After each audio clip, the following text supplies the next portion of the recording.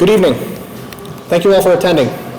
I'm Sergeant Matthew Malinowski, the Syracuse Police Department's Public Information Officer. We're hosting this press conference today to inform the public about a collision that occurred last night. That's Wednesday, February 20th at around 11:22 p.m. on Interstate 690 East near Thompson Road in the city of Syracuse. Here to discuss this incident is Chief Kenton Buckner of the Syracuse Police Department.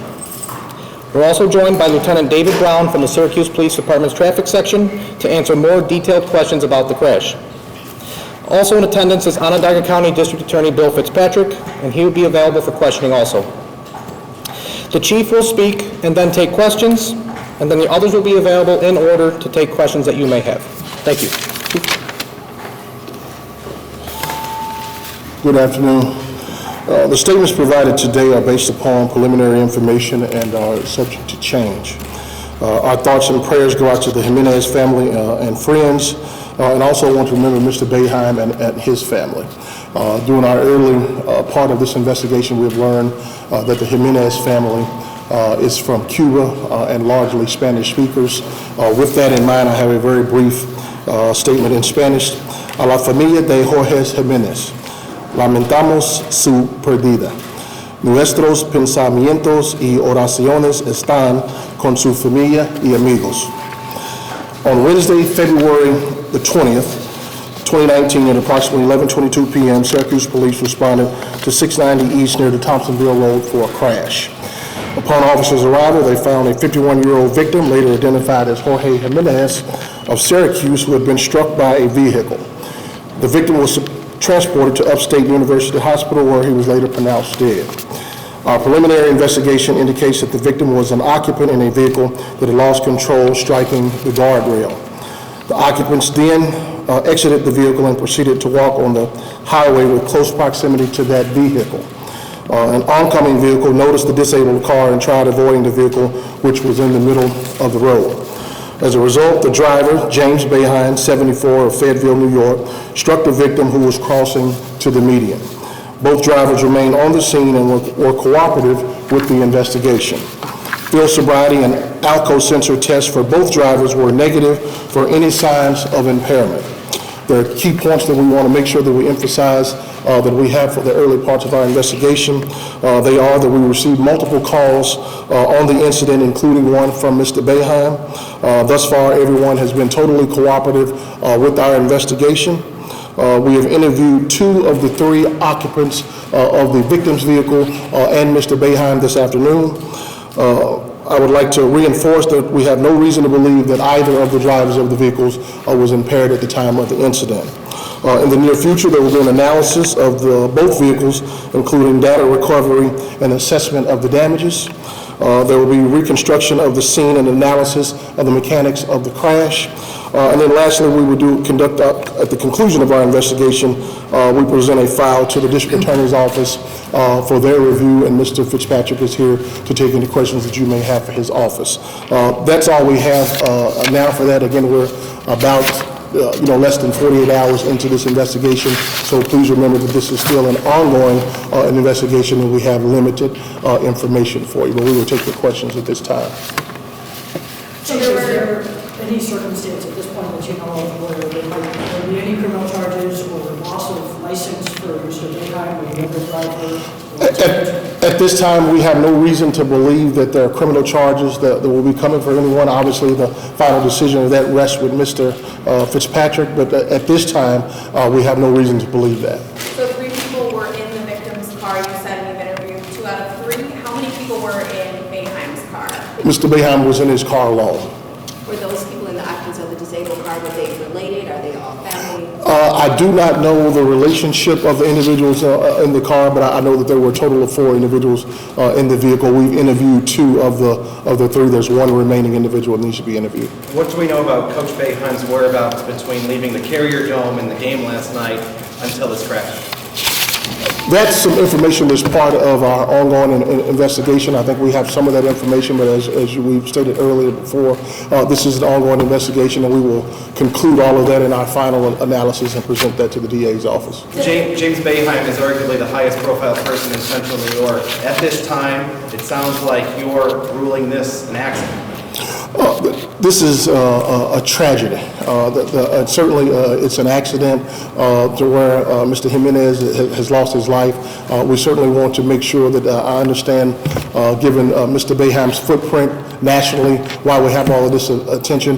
But we really have an accident where someone was killed that unfortunately involved a high-profile individual in our community and nationally, and that's pretty much how we're treating it. We want to make sure that we dot our I's and cross our T's and certainly do the right thing, but that's simply what we have is an accident. But based on what you're explaining, it sounds like Coach Boeheim did exactly what any driver in this situation should do. Mr. Boeheim did exactly what we would expect him to do. He stopped.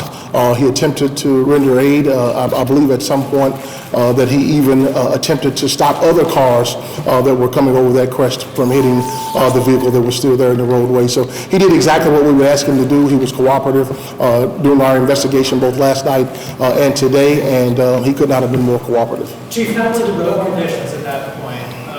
Did ice or anything like that play a factor? I believe that the weather and the conditions there played some role in that. Obviously, that's a part of the analysis that we will do. That's part of our reconstruction. That information would be provided later.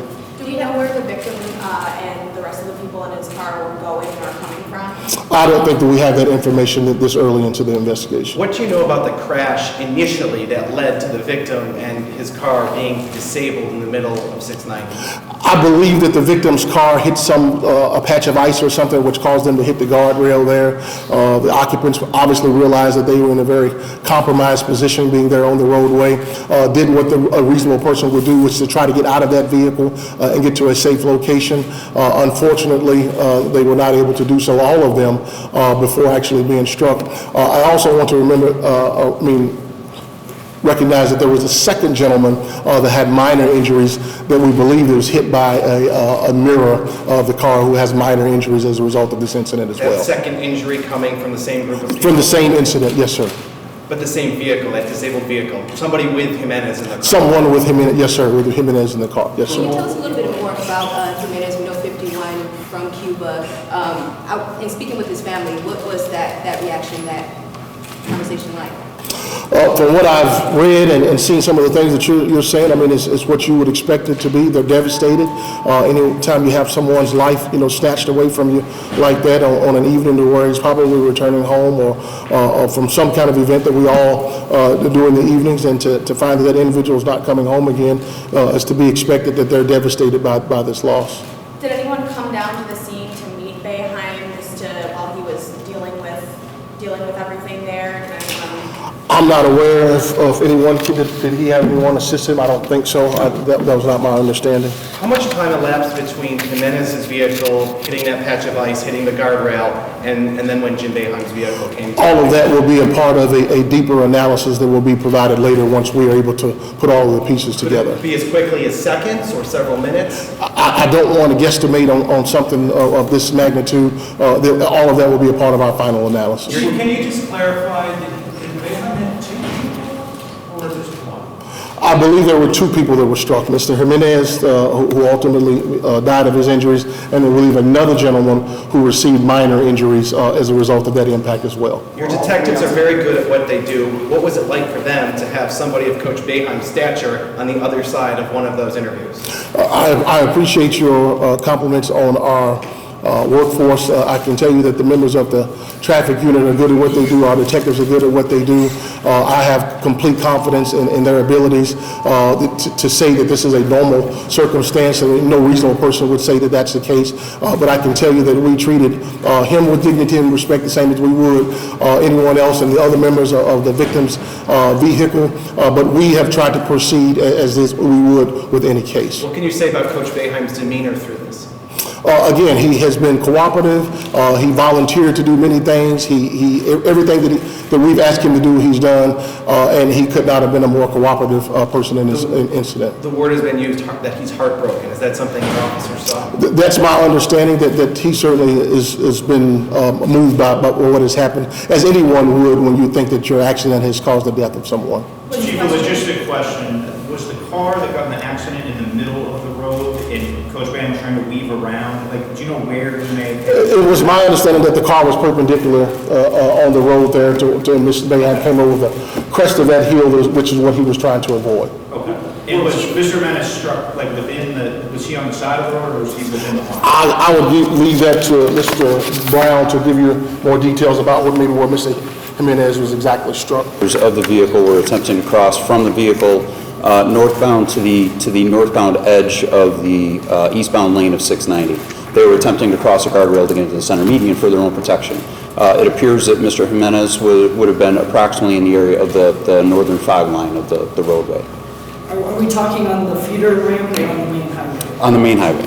Yep, just past where the off-ramp would break off from 690, just past it. Yes, correct.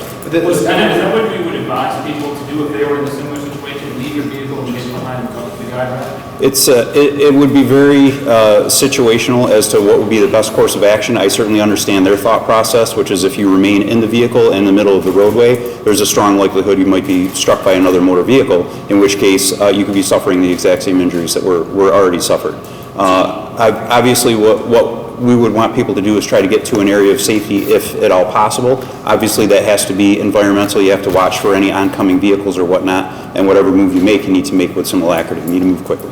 Based on the chief's description of where the car was perpendicular, it sounds like all four in the Jimenez party were in a precarious situation to begin with, and then it sounds like it's hard to avoid for any oncoming traffic. It would be difficult. The vehicle was blocking the entire center lane and most of the left lane of the highway, leaving only one lane off to the right that would even be passable, fully passable. And considering the conditions, the conditions of the roadway, the darkness of the night, that stretch of highway, with that small rise being just before the crash scene, it would be very difficult to see that vehicle before Did Coach Boeheim attempt to avoid the car, and did ice play a factor in the fact that he couldn't stop? It's far too early in the investigation to say exactly what factors physically were involved with the crash. He did report to us that he'd observed the vehicle and swerved around the vehicle in an attempt to not strike it, and that was corroborated by the... And are you using any security footage or DOT cameras to reconstruct this incident? We're seeking any footage that we might be able to find. We're seeking footage. We're still attempting to locate and interview any additional witnesses that might have further information to try to shed some light on exactly how the crash occurred. And was this Coach Boeheim interviewed, Chief? Was he interviewed at the scene? Was he interviewed somewhere else? Did he ask for a lawyer or call his wife or anything like that? Mr. Boeheim? Yes.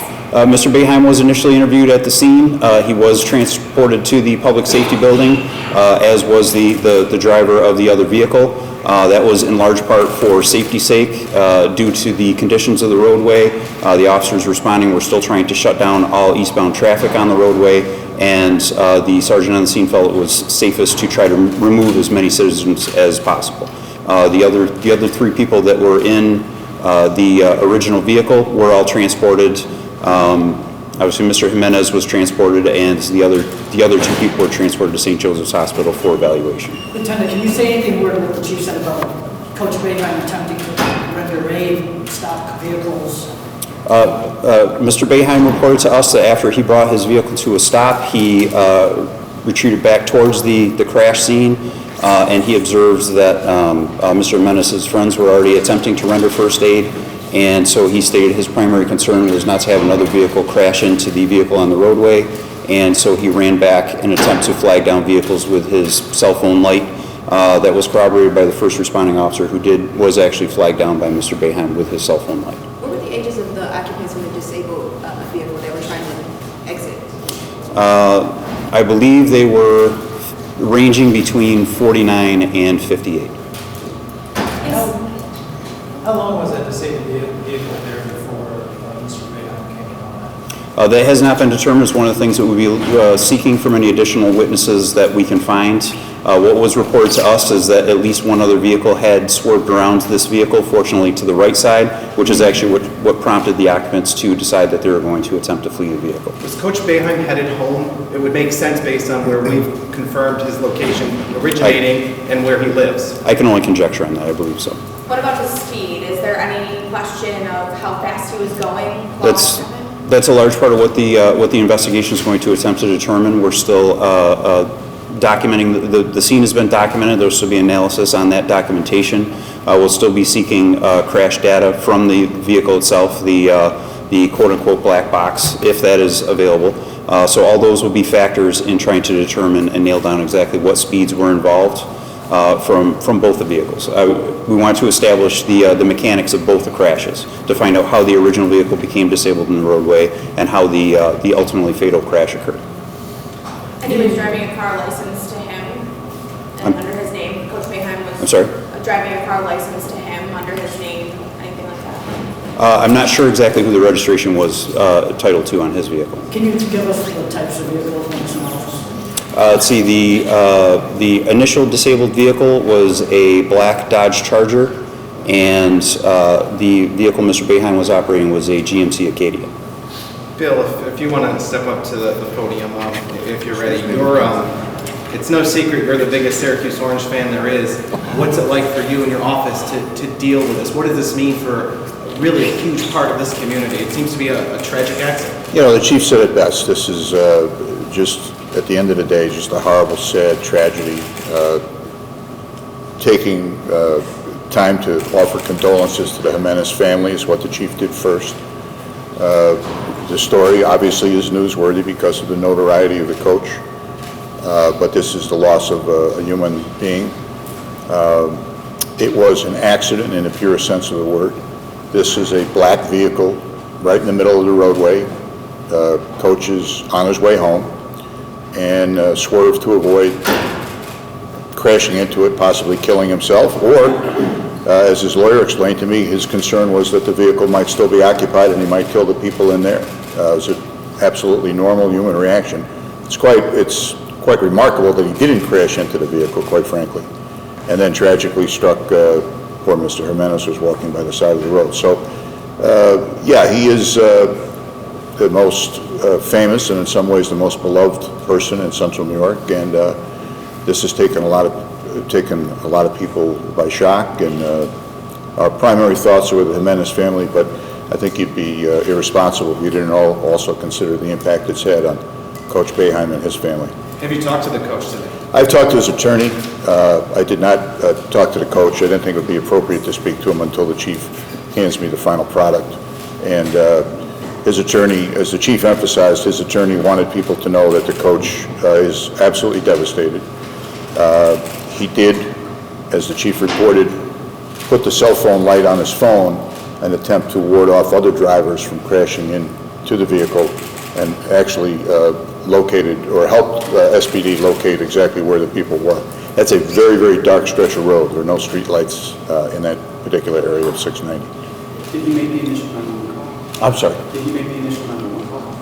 I apologize. Did I make the... Did you make the initial 911? Oh, the initial 911 call. He was one of the callers. I don't know what sequence he was in, Lieutenant, but he was one of the... Yeah, there were multiple callers that reported the crash. He was there were callers that reported the original crash and the disabled vehicle, and he was one of the very earliest that reported the secondary crash. Bill, one of the things you and I talked about earlier today, concerns that perhaps some in the community will view Jim Boeheim and his notoriety as deserving of special attention. What can you say to this community to assure them that's not going to happen? The chief and I have been completely transparent about this. That's why we're here today, talking to all of you. We've answered every one of your questions. We'll cooperate fully with the deceased family, give them all the information that we have. There's absolutely nothing to hide here. I can't stop people from being stupid and gossiping and whispering.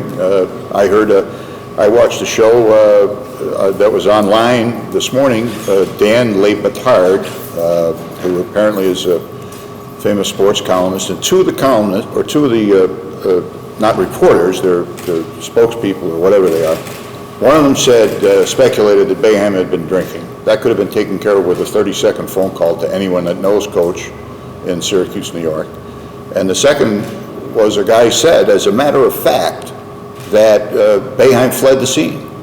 Well, both those assertions are completely false. So when garbage like that gets out there into the mainstream, that's why the chief and I are here today, to put that to bed. That's not what happened. Is Coach Boeheim not known to drink based on what you said, that a 30-second phone call would alleviate that rumor? I've known Coach Boeheim for 40 years. He does not drink alcohol.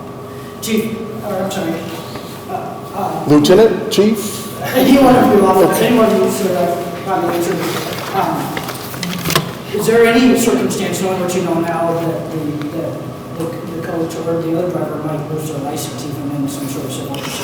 I have no reason to believe that, based upon the preliminary information that we have today, that any sort of citations will be issued on our part. I don't anticipate any criminal charges on anyone based upon the information that I have today. Obviously, the ultimate decision for that is Mr. Fitzpatrick's call. But based upon what we know today, we have a tragic accident that resulted in a gentleman's death that happens to involve a high-profile individual. We'll take a couple of more questions.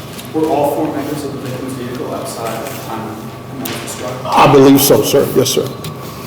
Doug, just to follow up on your question. Anytime in New York that there's a motor vehicle fatality and a surviving driver, that driver must, by law, undergo a DMV hearing to determine the future of his or her license. Based on what the chief and I know now, I would be shocked if there were a hearing determination that in some way penalized Coach Boeheim's driving rights. Folks, thank you for coming out today. We will certainly update you on any future information that we have of any significance. Thank you.